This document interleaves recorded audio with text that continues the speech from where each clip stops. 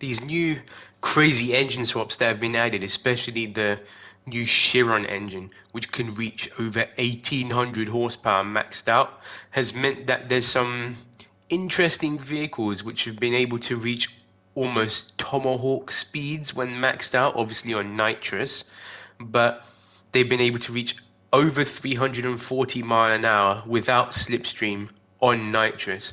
So here's one of the vehicles. I believe it to be the lightest one out of the five with the Chiron engine swap available.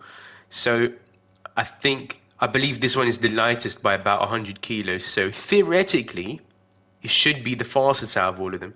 I haven't tried all five. I've only got this one so far, the C6 ZR1, which you can buy from Brand Central.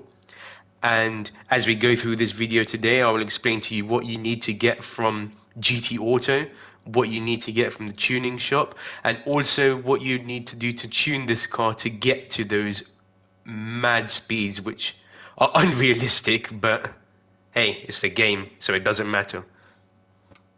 So first you want to be collector level 50 to install engine swaps and ultimate parts. So if you haven't done that yet, you better go and find out ways of getting and obtaining expensive cars in the game so you get points to get to that level. So now we want to go to GT Auto, car maintenance and services, and you want to go down here to engine swaps, and it will be like 64 VT W16 Chiron, something like that, for 1.6 million credits, which is a lot. So you better get grinding if you want to install this engine swap on this car. And there's 5 cars with this engine swap, so you can calculate that 1.6 mil times 5. Installed that engine swap, then in my opinion, I believe the stock rims are best for stability or stock rim size. So you can install rims, but you want to keep them at the stock diameter, width and offset. I don't know if there's like clipping going on between the wheels and the body, but I think that's what causes it to spin out uncontrollably at random speeds. So then for custom parts, standard front, standard size, standard rear, and wingless option.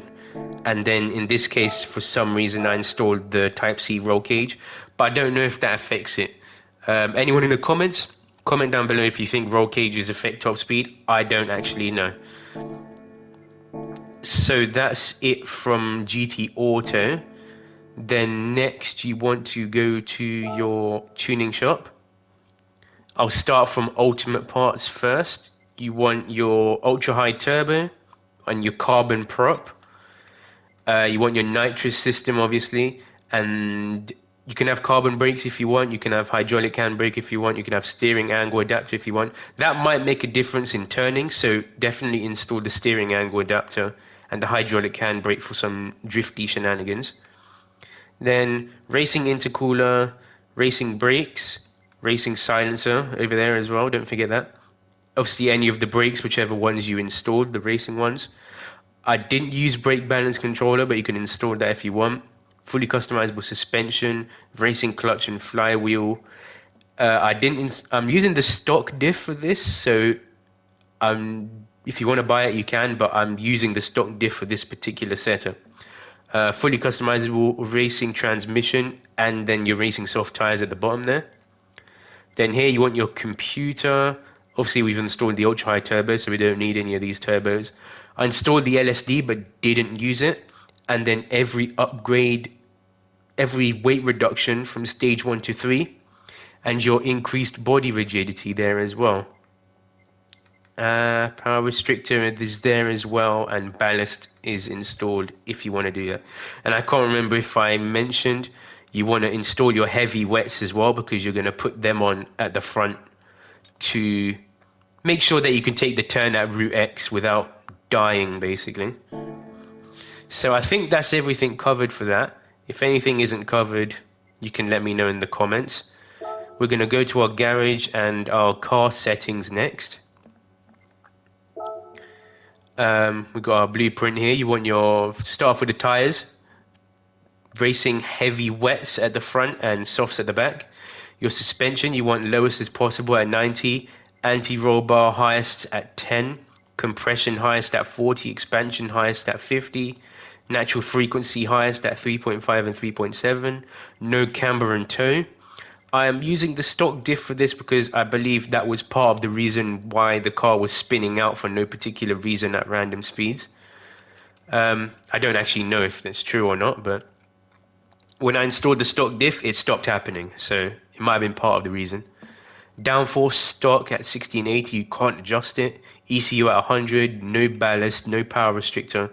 Racing transmission, auto set to 600 kilometers an hour in this case.